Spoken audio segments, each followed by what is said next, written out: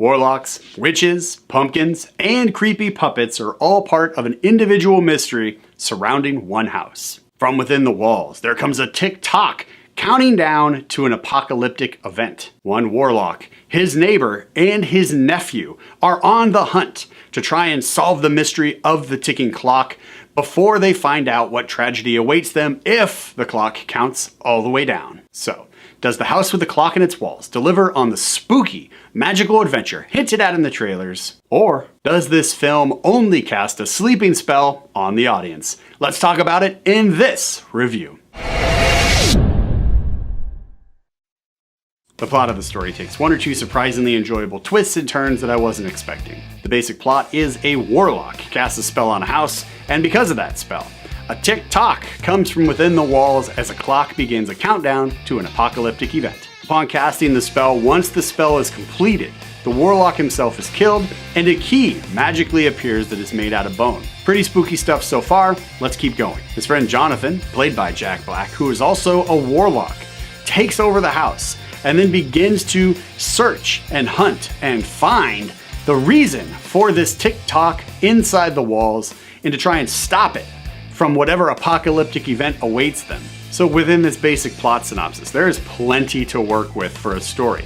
But this film does a great job of diving even deeper into these characters and the magic. The characters all play off of each other nicely, and I was incredibly surprised at how quickly I bought into the on-screen chemistry between Jack Black and Cate Blanchett. There is surprising depth to her character for a movie that feels like it's going to enjoy a nice long run every Halloween on ABC Family. She has some pretty major baggage in this film that really limits her mystical abilities, but by the end of the film, we see her come to terms with things and she finds renewed strength and purpose. Plus, seeing her shoot magical bolts of energy from an umbrella was pretty cool. Jonathan's nephew Lewis, played by Owen Vacara, delivers a quirky book nerd with a high IQ and a lot of heart very well.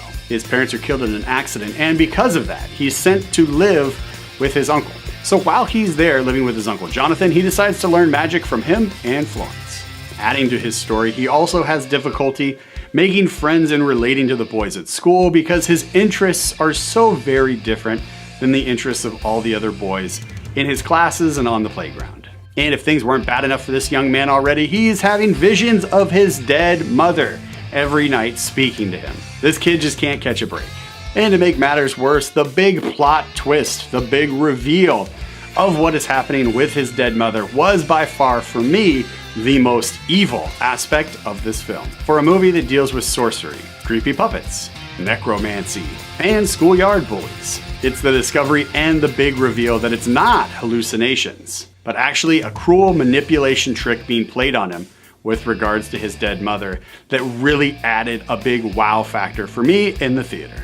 The House with the Clock in Its Walls is playing at your local movie theater right now, and I really enjoyed my time in this story with these characters. It's a well-told magical fantasy adventure story that really digs into the personalities of each character, their personal struggles, the steps it takes to solve a mystical mystery, trying to prevent the end of the world, battling creepy puppets, angry pumpkins, an evil warlock, and more. Plus, on top of all of this, there are some really well-timed comedic moments to round out this whole story and create a three-dimensional world.